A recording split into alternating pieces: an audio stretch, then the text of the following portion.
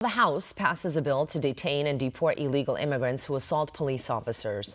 It passed Wednesday night, but 148 Democrats voted against it. Majority Whip Tom Emmer responded saying House Democrats voted to protect violent illegal immigrants over brave law enforcement officers. He said the Democrat Party once again proves that they are the most anti-law enforcement party in history. The bill comes amid a wave of migrant crimes making headlines. We saw that video from January where a group of illegals violently attacking two police officers. You see it right there in the middle of Times Square. The bill's author, Representative Jeff Van Drew, said there is no reason an illegal alien who attacks law enforcement should remain in the United States.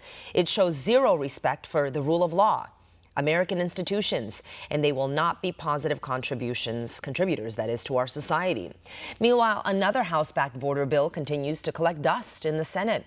Yesterday, Senate Republicans blamed Democrats for coddling violent illegals while handcuffing police officers from dealing with them. Look. Every Democrat in the House and in the Senate is responsible for the drugs, the death, and the destruction that we're facing as a result of illegal immigrants. Right now, these sanctuary cities have become standoffs between exhausted police and so many illegal immigrants. And the illegal immigrants in Denver, a sanctuary city, don't even want to go into the free housing areas that are set up for them, the shelters, unless a list of 13 different demands are met. You cannot make this up. Well, my next guest is Mark Meckler. He is the CEO of Convention of States and the former CEO of Parler. Mark, thanks so much for joining us. So the border is wide open. CBP reports 180,000 encounters in April. That's 6,000 crossings a day. I mean, just wrap your brain around this, right? Meanwhile, Republicans, Democrats blaming each other for not being able to pass border security legislation. But Republicans say Biden has the authority to reinstate Trump's successful policies that Biden reversed, like remain in Mexico. I mean, what do you make of this back and forth? Yeah, look, I mean, the reality is the Republicans passed H.R. 2. That was real border security. It came out of the House. It went to the Senate, and it's just there gathering dust. This is 100% on the Democrats. This open border is on them. I live in Texas. We experience this every day. Law enforcement's overwhelmed. Our hospitals are overwhelmed. Our schools are overwhelmed.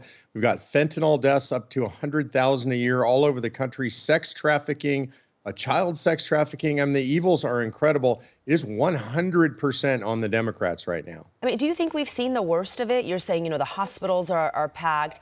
I just have a feeling it's going to get worse before it gets better. Well, it is getting worse. I mean, one of the things that we're seeing that's changing is the complexion of the people coming across the border.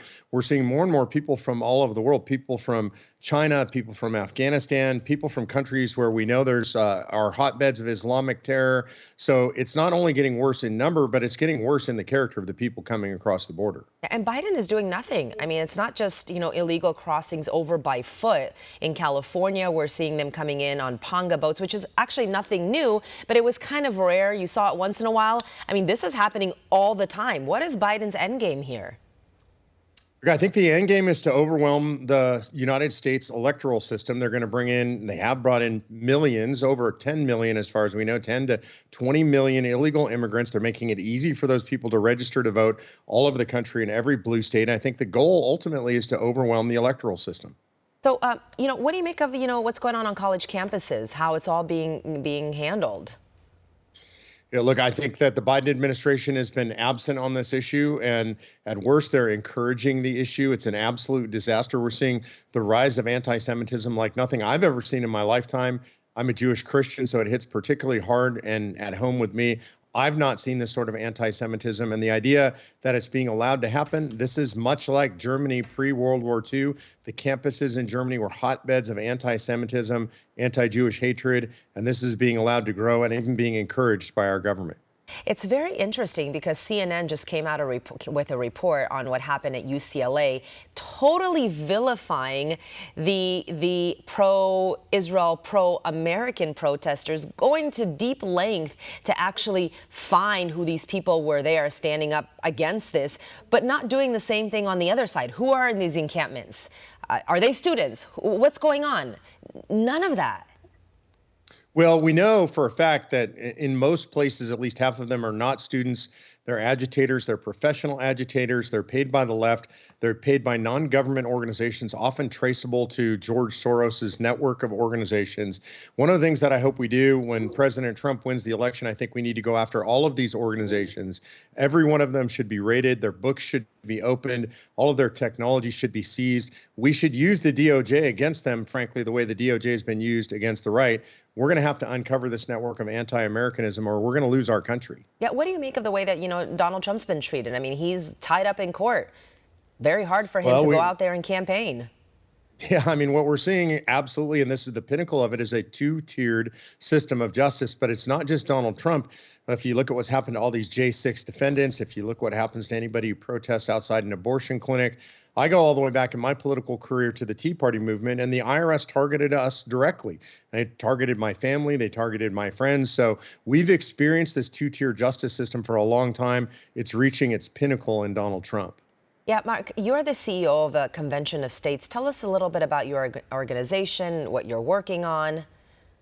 Yeah, look, most of your listeners will agree, your viewers, that the federal government's completely out of control. And we know Washington, D.C. is never going to fix itself, even with Donald Trump in power, even with a good Congress. We can only do temporary things in Washington, D.C. And if we really want to fix the problems, we have to rein in the federal government. It's become expansive. It's grown far outside the bounds of the Constitution. And the way to rein that in is to use Article 5 of the Constitution to call a convention of states and propose amendments to take power away from the federal government, to impose term limits, impose a balanced budget amendment, impose things like saying get rid of the Department of Education and Energy and Health and Human Services, the EPA, things the federal government was never intended to do. And calling a convention of states gives us the power to do that. And people can see that on their screen right now. They can find more information on conventionofstates.com. Mark, thanks for joining us. Thank you for having me. Thank you. For all our viewers asking where One America News is heading in the future, we would like to introduce you to OAN Live. OAN Live is the best way to stay up to date on all of the hard-hitting, straight-shooting, national and international headlines. And the best part is, OAN Live is only $4.99 per month. All the credible, honest, unbiased reporting One America News offers at a fraction of the cost of cable. Just go to OANN.com to easily sign up for OAN Live and stay informed.